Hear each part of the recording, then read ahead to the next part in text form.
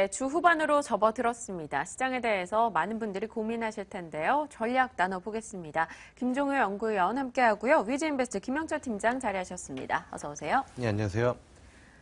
네, 일단 시장에서 현재 종목으로 좀 영향을 많이 미치고 있는 게 환율이지 않을까 싶습니다. 엔저가 결국 달러 강세를 이끌고 또 원화 약세를 이끌고 있는 상황인데요. 이 구조에 대해서 좀 얘기해 주신다면요. 사실 뭐 이 앞전 분위기 같은 경우에는 이제 엔저가 국내 증시에 이제 우려로 좀 작용을 했었던 부분들인데 네. 이제는 그 부분들이 이제 시장에서 약간 좀 외면 아닌 외면을 받고 있고 오히려 그 원화 약세에 따라서 그 뭐 낙폭이 과대했던 그런 종목들이 지금 뭐 수혜가 좀 예상이 된다 또는 이제 뭐 쇼커버가 같이 들어오면서 이제 상승을 좀 보여주고 있는데요. 일단 환율 먼저 얘기를 하면은 개인적으로는 지금 환율 레벨은 한 1,109원까지는 좀 열려 있는 부분들이 아닌가. 지금 현 수준에서 한 10% 정도 상승은 좀 열어놓고 대응을 해야 된다라고 좀 보고 있고요.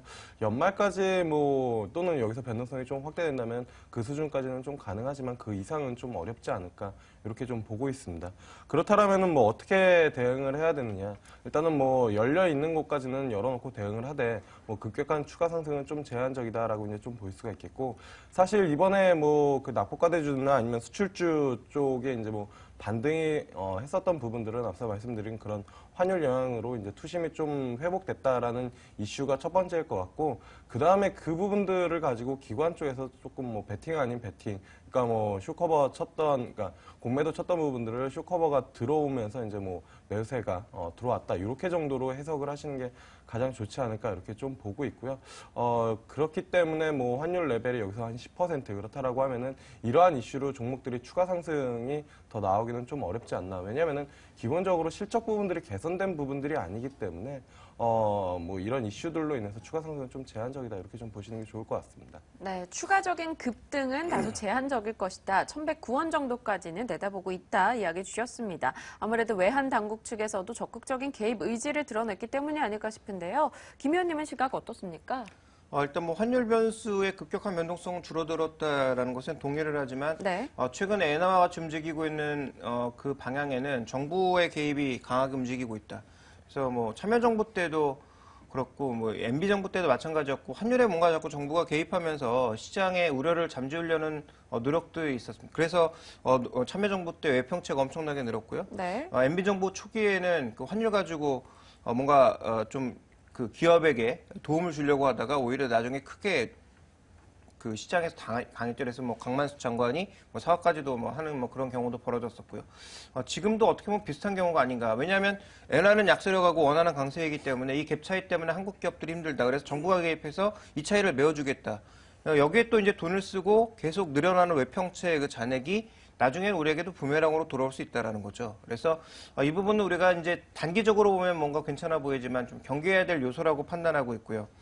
길게 보면 지금 우리 시장의 하락 요인 그리고 환율의 전체적인 변동 요인은 중요한 게 아니라 기업 실적이 하향하고 있고 전반적으로 기업 펀더멘털이 안 좋아지고 있는 것이 핵심이기 때문에 이게 개선되기 전까지는 환율 효과로 인해서 종목군들의 움직임이 뭐 크게 바뀔 거다라고 보는 것은 일시적이다. 특히 항공주를 포함해서 최근에 이제 유가 하락과 원화 약세 그 어느 정도 이제 기인하고 있는 이런 종목군들에 대한 투자는 저는 굉장히 경계해야 된다고 보고 있는 게 비용 감소만으로 이익을 늘리는 건 한계가 있을 수밖에 없습니다. 그래서 환율 움직임, 유가 움직임 이런 독립적인 변수들로 인해서 크게 이제 주가가 움직이길 바라는 건 좀 무리다라고 판단하고 있습니다. 네, 알겠습니다.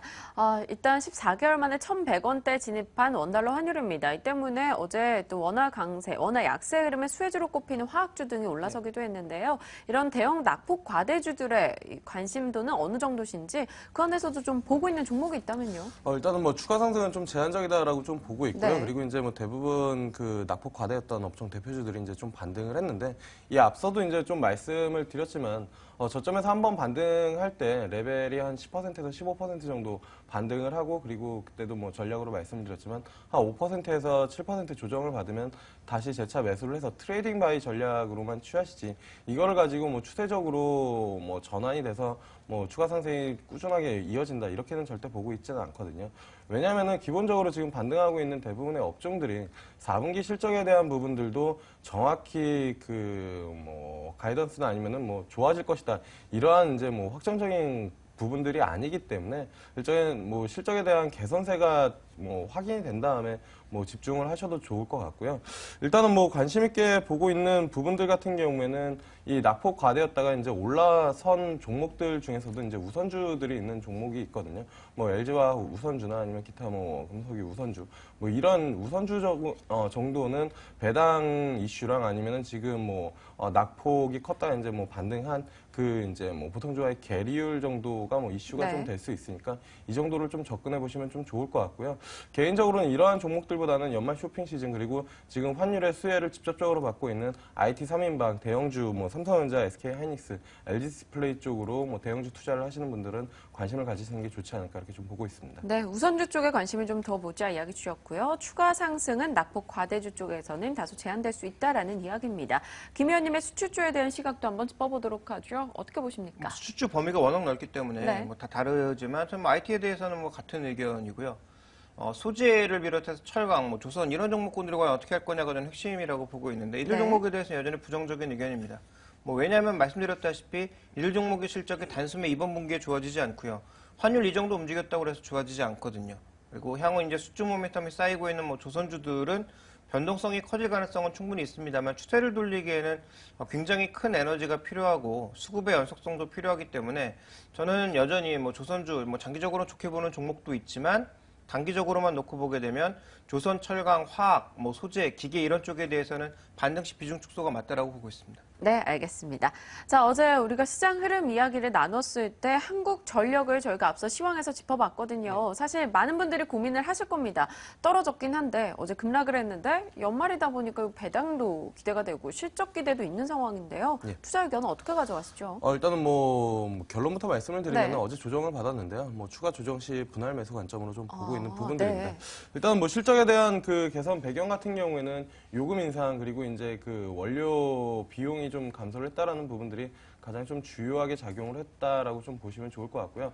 분할 매수의 관점으로 좀 접근을 하고 있는 이유는 사실 뭐 어제 이제 뭐 조정을 받은 거는 환율 영향도 같이 있습니다. 왜냐하면 내수주에서 앞서 말씀드린 것처럼 기관들의 포트폴리오 변경이 좀 나타나면서 그런 이슈들이 좀 있었는데 일단은 뭐 4분기 그리고 내년 상반기까지 뭐 실적 개선은 꾸준히 좀 이어질 가능성이 좀 높다. 한전에 대한 뭐 강력한 매도 시그널은 정부에서 뭐 전기료가 뭐 너무 비싸다 이런 이제 뭐 정치적인 이슈 또는 대선이 같이 맞물리면은 조정을 받을 수 있겠지만 그 전까지 올해 하반기 그리고 내년까지는 좀 긍정적으로 보는데요. 그 이유는 이제 뭐 유가 하락 같은 부분들이 이어지고 있는 부분들이고요. 특히나 이제 LNG 가격이 유가 하락에 3개월 정도 이제 후행하는 부분들인데 이게 또 반영이 된다라고 하면은 실적이 긍정적으로 뭐 추가적으로 4분기에도 나올 가능성이 상당히 높다. 그리고 가장 중요한 거는 정부 정책의 뭐 증시 경원 중에 정부 정책에 반하지 말라 이렇게 뭐 이야기들이 있는데 결국에는 정부가 이제 뭐 공기업 정상화 이 이슈들을 계속 만들어내고 있기 때문에 뭐 이러한 부분들을 같이 보고 그다음에 뭐 개별적인 이슈 같은 경우에도 뭐 탄소세 입법이랑 그다음에 차액거래세 도입 그리고 뭐 이제 배출권 거래제 시행 이러한 부분들도 모멘텀 그러니까 뭐 강력한 모멘텀은 아니지만 긍정적인 분위기를 꾸준히 이어갈 수 있다 이렇게 좀 보고 있습니다. 네, 한국전력에 대해서는 추가 하락이 나올 경우 매수해 볼 수 있다라고 이야기 주셨습니다.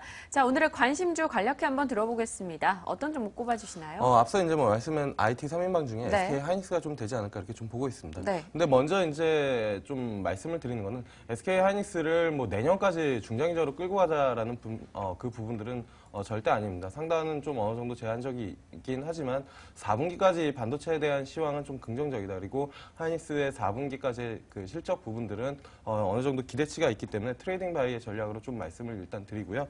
일단은 뭐 우호적인 환율 영향 앞서 말씀을 드렸고 그다음에 4분기에 대한 실적 호조가 좀 증가될 것이라고 좀 보고 있는 부분들이고요. 그다음에 가장 중요한 거는 외국인들 뭐 그제 같은 경우에 순매수 1위에 잡혔는데 뭐 어제 같은 경우에도 패널션 빼면은 뭐 거의 1위 수준이거든요. 그렇기 때문에 SK 하이닉스가 좀 무난한 투자 지금 시장에서 대응 전략이 되지 않을까 그렇게 좀 보고 있습니다. 네, 환율이나 수급이나 SK 하이닉스에서는 다소 우호적인 모습이 확인이 되고 있습니다. 김영철 팀장이 SK 하이닉스 관심주로 꼽아주셨으니까요. 참고하시기 바랍니다. 자, 여기서 인사드릴게요. 고맙습니다. 네, 감사합니다.